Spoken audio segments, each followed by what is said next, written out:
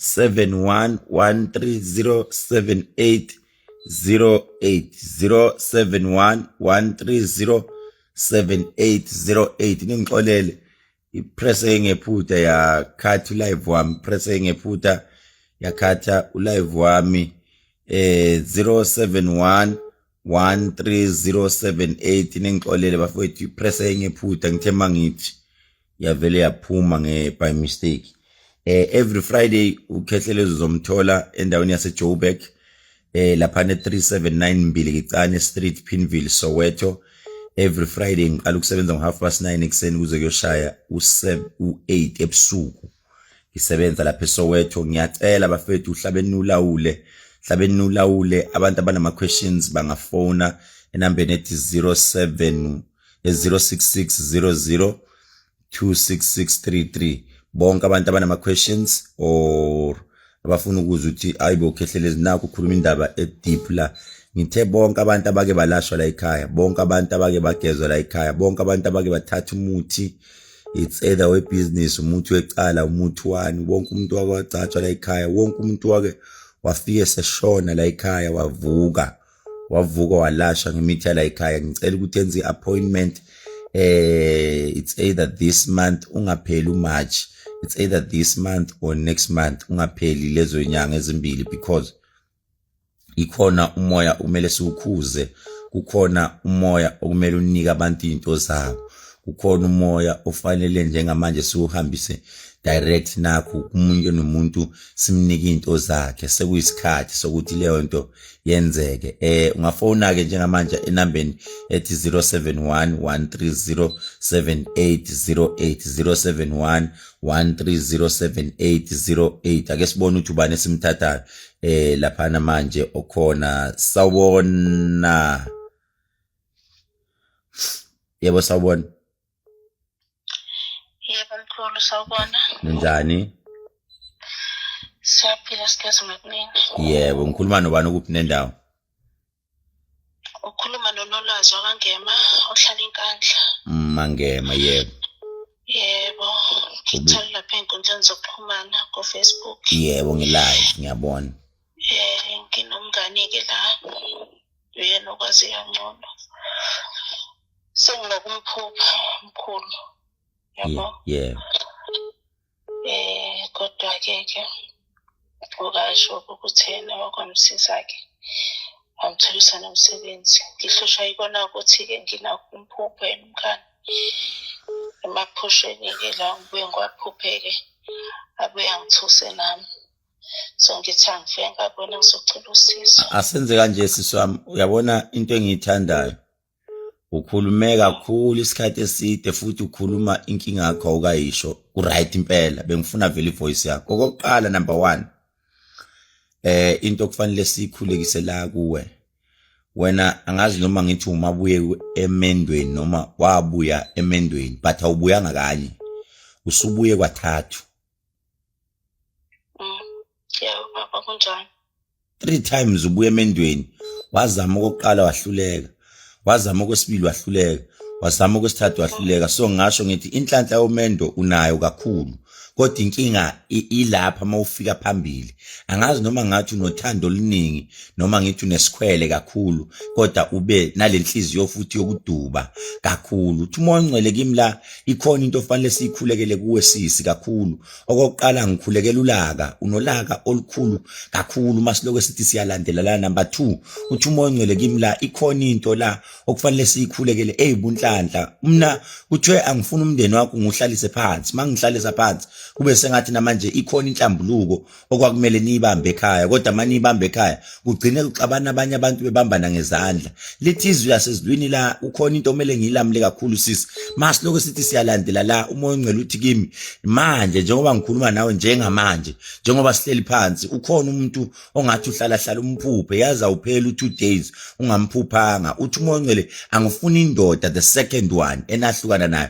Yazi la le ndoda engiyifunayo yakadube angazi nzwakele Dube kaDube kodwa ngifune le ndoda yakaDube mangifuna le ndoda yakaDube ngithi nahlukana kabi ngoba le ndoda kunebusiness enalivula nagcina nilibange sefuna ukufaka omunye umuntu phakathi noma sefuna ukufaka omunye umuntu wesifazane wase ushaya phansi ngonyawo uthi ngeke ngize ngisebenze kangaka kodwa bese kuyofaka omunye umuntu wesifazane kanjalo nje wathi umoya ongcwele ngiyikhulekise lento kakhulu mina ngazi noma sisi wakwathola umntwana yini lo mntwana uthe sena 8 months wadlula kodwa lo mntwana wayikhubazekile wathi umoya ongcwele asikhulekele kodwa before ngikhubeke ase ukhulume nami ngizwe yebo baba kunjalo kunjalo nje impela ingane yethu yadlula yona manje kusayisilonda sikaphula asenze kanje wena sisi kukhona imali enkulu oke wayonikela ngayo kwelinye isonto kodwa leli sonto labasindiswa engizwa mina ukhala ama keyboard kodwa leli sonto labasindiswa uthi umoya ongcwele kunemali ofike wanikela ngayo njengomuntu angathi namanje angazi noma uke wahamba yini wanikela uthema unikela njengomuntu angathi uthema ulele ebusuku waphupha nawe waphupha angathi uyanikela wena uke wazikhuluma kabi izinto zesintu njengomuntu angathi ubungakholelwa vele until kodwa kube sengathi namanje nawe uyaphupha wathi umoya ongcwele Mos wena lo mngane wakho kodwa uhleli naye uke wahamba waya kuye wafika wambuza before ngibone ku social media wambuza wathi ubani umuntu abathi ukhehlelezi ngoba kukhona into engiloko ngiyiphupha ebusuku lo ngiyiphupha ebusuku khuluma nami lapho ngizwe baba kunjalo kona kunjalo kuyikhona ukuthi isonto kelelo angisakhumbuli kahle kodwa kona lokho kunye ngiyakuzwa asenze kanje ngifuna sigcile lapho ke mawuthi wena isonto angisalikhumbuli kahle kusho ukuthi uthi wena cha okwesonto akukho khehleleza ngithi usho njalo asenze kanjena number 1 sisiwami indoda yakho njengamanje iboyfriend yakho angithi iboyfriend eni serious kakhulu ayisindiswanga yini isindisiwe number 1 asiqale la ngifuna ukuya nawe kahle number 1 mawuthi yebo isindisiwe indoda yakho abantu bazi ukuthi umuthi akawusebenzisi ngiright noma ngirong yebo baba kunjalo number 2 asibuye la wena mawuthi wena isonto ulaza ngifuna ukulibiza ngegama ngoba abantu bazozale bazobona ukuthi nangu lo muntu engikhuluma ngaye number 2 wena kulelo sonto awusonti khona futhi uthe wena ayi mina indaba zamasonto angiyingeni ngoba kunalento wena uthi unedlozi mawusho njengamanje uthi abantu abadala futhi lo msindiswa wakho uloko elithandazela ledlozi uthi lingasebenzi angithi uloko ekhuleke ethi yena idemon lela nginamanga noma ngiright yebo mkhulu kunjalo imake ngibuye futhi nakho ke ngifuna ukuyalana ke mina la sisingiphinde ngiye la ingani wena ufikile lo muntu kuwe ehamba ngo-Audi omhlophe Q7 aka drive Q7 imoto enkulu yebo baba yona impela lalela ke ingani uke wafika wakuthatha kune prayer eyayikhona enafika nina ngo 8 ebusuku wafika wakuthatha wathi just ukuvakasha nje just one day awufikanga wavakasha in the couple ama hours amancane ngazi noma u2 hours wawuhlala noma kodwa kunalawa ujahe ukuya khona awufikanga yini wahlala isikhathi esincane wasewuthi wena angiphume ngihambe baba ngisakhumbuli kahle ke lapho kodwa ngenzeke lalela uthi umoya ongcwele la kimi ukhona wafika wakuthatha wena lo baba uthe mayekuthatha wafika wavakasha isikhashana esincane efuna ukuthi ayokhulekisa lento yakho okuthwala idlozi kunomfundisi futhi lapho kwazi kwavunyelana ukuthi uzofika endlini yakho noma uzofika lahla ohlala khona kube sengathi khona into anizoyikhulekisa kakhulu ngoba njengamanje wena unenkinga uyawa bese kukhuluma ikhehle phakathi alikho yini ikhehle abake baxoxela lona ukuthi liyakhuluma likhulume bese ngathi liyashawudana yebo baba ikhona ikhehle mina namanje ngiyasho sisa kulona idemon leyo nto idlozi straight elilona eselifuna ukusebenza eselisebenza la kuwe futhi leyo nto mawungathi uyayiphika uzoba nenkinga yomntwana kunomntwana okuthiwa kima ngemfuno okuthiwa ubongiwe angazi noma umntana wakho noma umntana kadadewenu noma umntana kabani kodwa lo mntwana naye unenkinga ecisha ifane neyakho njengamanje esimqalile khuluma nami ngizwe umntana kamzala wakho. Yenza kanjena ke sisi wami, ngelinye ilanga yebo angisho ukuthi suka kubasindiswa, ku right impela, ku fire ku right impela. Wena njengamanje unenkinga, wathi ngelinye ilanga uya kulelo imake sisi, uthe wena ukazi uye kuleli sonto, ngithi nansi into ekhulunywa la kimi, uthi umoya ongcwele kimi la. Wena njengamanje, njengoba ngikhuluma nawe manje, awunayo yini inkinga eqakaleni lakho, noma ngithi awufakile yini ibhandishi khona, unenkinga ongathi walinyazwa i-high heel, isicathulo sakho esatsheka sawa kabi, awunyelanga yini onyaweni lakho? Hey baba, leyo nkosi yenzeka, kodwa manje iqakala likobi kahle. Lalela-ke, ake ngibuze sisi wami, mawuthi impela leyo nkosi yenzeka, ngafika la kade ngifuna khona. Uma yenzeka ngikubona ugqoke mina i-high heel, ngakubona ugqoke iskate esimnyama, ngakubona ufake nejacket enhle engathi noboya, eliphi noma ngithi umuphi lo mthandazo uthi wena I just ngiyodlula kuwo nje, ngiyobingelela ngidlule, wasuyanyela enyaweni, kwakwenze njani? Walimala kwakwenze njani? Wawuyapi? Kangibhekise ngisakhumbula kahle kodwa lalela, ngifuna singadlala umacashelana. Uthi umoya ongcwele wena lelo langa ingani walimala, uphume emotweni uye esontweni noma uya kuloyo mthandazo engikhuluma ngawo, walimala wena lapho. Uyangizwa ukuthi ngithini? Yila waqala walimala khona, kwaba nenkinga onyawo, waze washaya phansi ngonyawo, wathi ngeke ngiphinde mina ngiyela ngoba kusho ukuthi idlozi lami alifuni. Khuluma nami ngizwe. Yebo baba, kunjalo ngoba ngiliba ngisesontweni. Ngifuna sifike lapho, ngikulandele asenze kanje sisi wami. Wena uzawusinda noma into zakho zizawulunga, kodwa okokuqala kuyofanele ukuthi wena uvume idlozi. Uyangizwa ukuthi ngithini? Kukhona umakhosi okumele uhambe uzuyofika kuyena, noma kukhona inyanga okumele uhambe uzuyofika kuyona. Uyangizwa ukuthi ngithini? La into yakho sisi wami kuyofanele ukuthi ungizwe kahle. Ngifuna ukukhuluma la iqiniso. Yabona lo muntu engiyokutshela ngaye umuntu esingazwani, kodwa kuyomele ngikhuluma iqiniso ngoba maybe ngiyoba nesono ezulwini. Uyangizwa ngithini? Right, lalela ke sisi wami, uyakwazi eThekwini, uyakwazi angithi eThekwini, ngicela ugooglishe kube ukuthi wena uzobona ukuthi wena ukhuluma kanjani. Lento yakho izofuna amanzi, kodwa mayifuna amanzi hamba uye kumuntu wakanzama. Ikhona le ndoda ekhuluma kakhulu la ko-Facebook kakhulu, abathi wangazi noma bathi ngibize ngokuthi uBob Marley, uRasta, uBhaka. Uyambona lo muntu abathi uBhaka?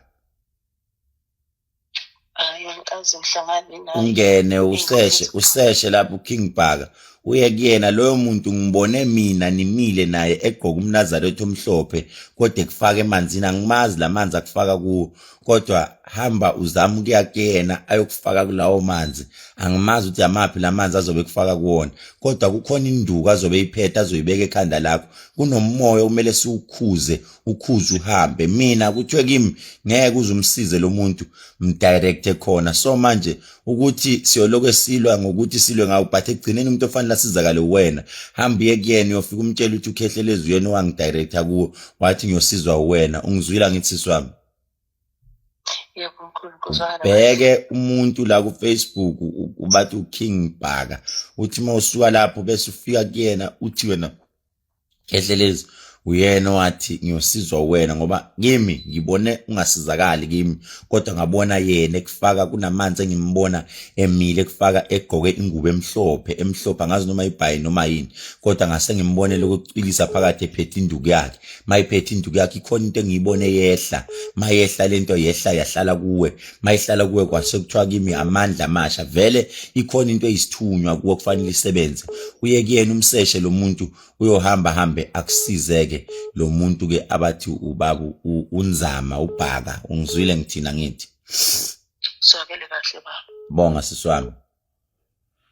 Inamba ithi 0711307808, 0711307808. Lalela ke, if you want to book appointment no Khehlelezi noma ufuna ukungibona, ufuna ukuza kimi esigodlweni, ungafonela inamba ethi 066 00266 066 noma uma ufuna ukuze egoli 066 noma ushaye inamba ethi 072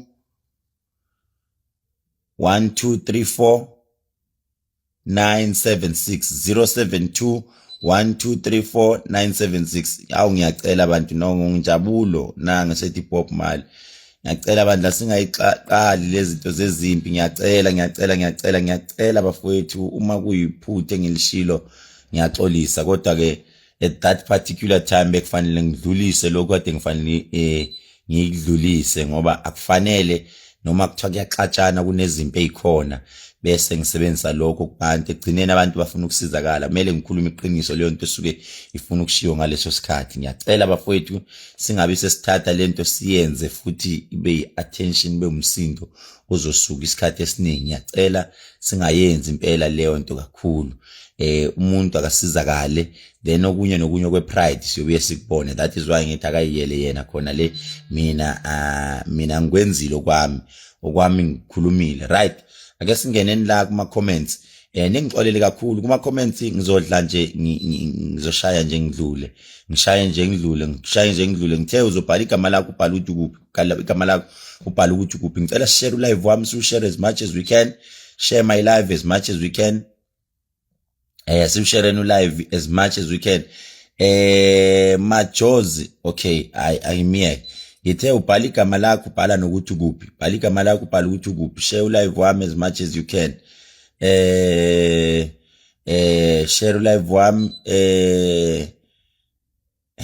Njabulo Mvundla, angazi ubani wayiphisi noma ubani wayizingela ekhaya kini. Njabulo Mvundla, yazi la uthi umuntu kimi kunomsebenzi odinga ukuthi niwenze ekhaya kini ngokuphuthuma, ngoba yazi izinto zenu zimile, ngoba ukhona into eyibuphisi evuka kube sengathi iyanithinta la kancane. Ningibambele evuka sebeyangibiza manje. Asiyeni ku TikTok asiyeni ku TikTok. Umuntu ofuna ukungibamba private, ofuna ukuhlola kimi private, angakhohlwa ukuthi we can do private session, but kuyabiza. It's 2,500 rand i-video call. I-video call before ifake imali yakho qala ungibuke ku-video. Ithi number 063 051 7641. Ngizobe ngisegoli this Friday. Ngikhona eThekwini manje, Monday, Tuesday, Wednesday, Thursday ngiyasebenza nje esigodlweni. Uma ufuna i-direction ukuza la ekhaya eThekwini ungashayela inamba ethi 072 1234 976 072 1234 976 noma uthi 066 00 266 33.